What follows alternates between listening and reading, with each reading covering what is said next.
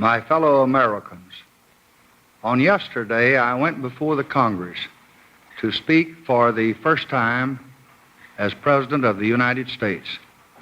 Tonight, on this Thanksgiving, I come before you to ask your help, to ask your strength, to ask your prayers that God may guard this republic and guide my every labor. All of us have lived through 7 days that none of us will ever forget.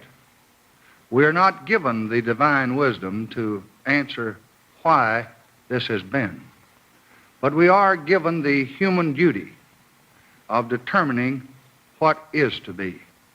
What is to be for America, for the world, for the cause we lead, for all the hopes that live in our hearts. A great leader is dead. A great nation must move on. Yesterday is not ours to recover, but tomorrow is ours to win or to lose. I am resolved that we shall win the tomorrows before us. So I ask you to join me in that resolve, determined that from this midnight of tragedy, we shall move toward a new American greatness. More than any generation before us, we have cause to be thankful, so thankful on this Thanksgiving Day. Our harvests are bountiful.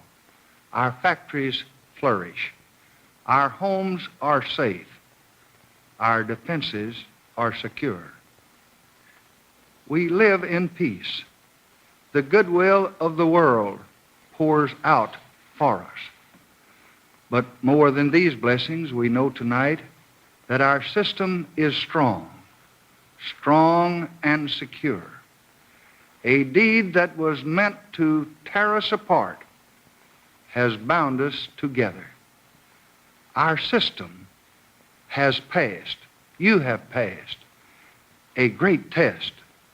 You have shown what John F. Kennedy called upon us to show in his proclamation of this Thanksgiving, that decency of purpose, that steadfastness of resolve, and that strength of will which we inherit from our forefathers. What better conveys what is best for America than this? On Saturday, when these great burdens had been mine only hours, the first two citizens to call upon me and to offer their whole support were Dwight D. Eisenhower and Harry S. Truman. Since last Friday, Americans have turned to the good, to the decent values of our life. These have served us. Yes, these have saved us. The service of our public institution and our public men is the salvation of us all, from the Supreme Court to the states.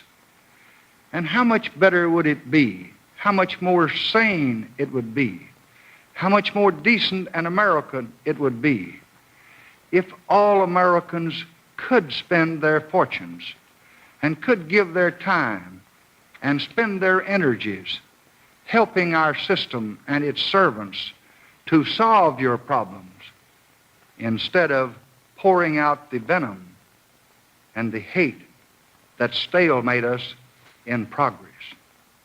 I have served in Washington 32 years. 32 years yesterday. I have seen 5 presidents fill this awesome office. I have known them well, and I've counted them all as friends. President Herbert Hoover, President Franklin Roosevelt, President Harry Truman, President Dwight Eisenhower, and President John Kennedy. In each administration, the greatest burden that the president had to bear had been the burden of his own countrymen's unthinking and unreasoning hate and division. So in these days, the fate of this office is the fate of us all.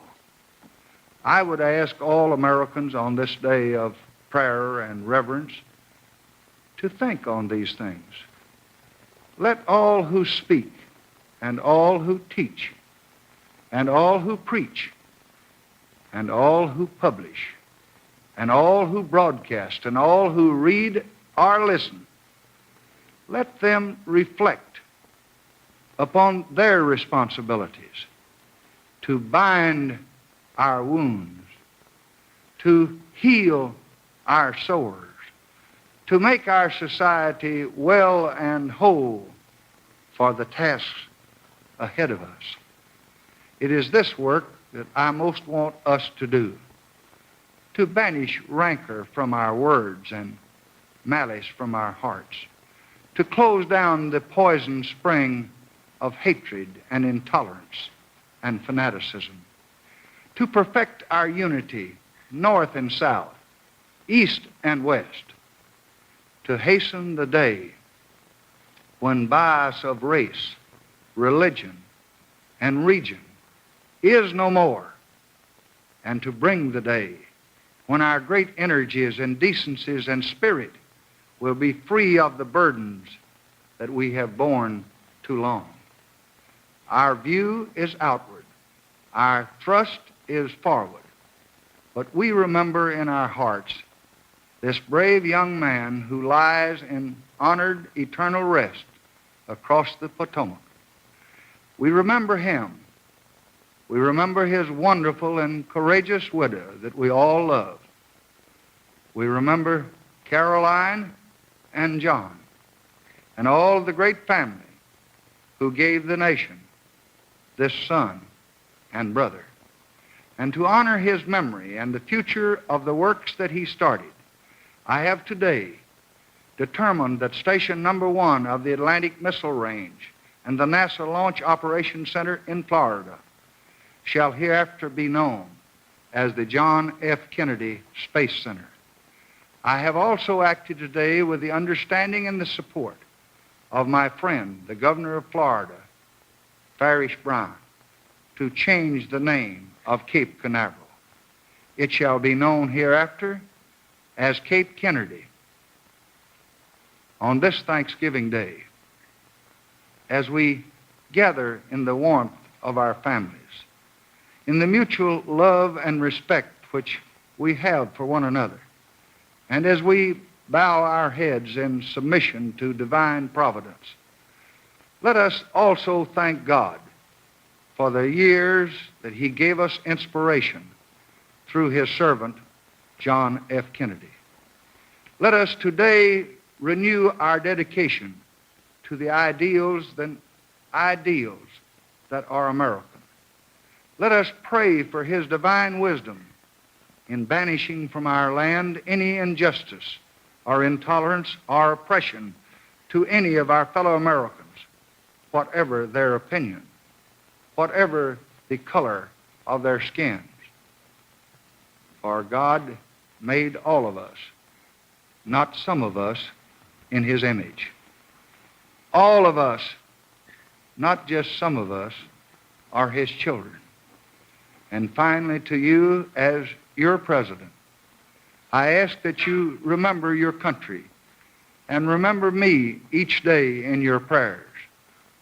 And I pledge to you the best within me to work for a new American greatness, a new day when peace is more secure, when justice is more universal, when freedom is more strong in every home of all mankind.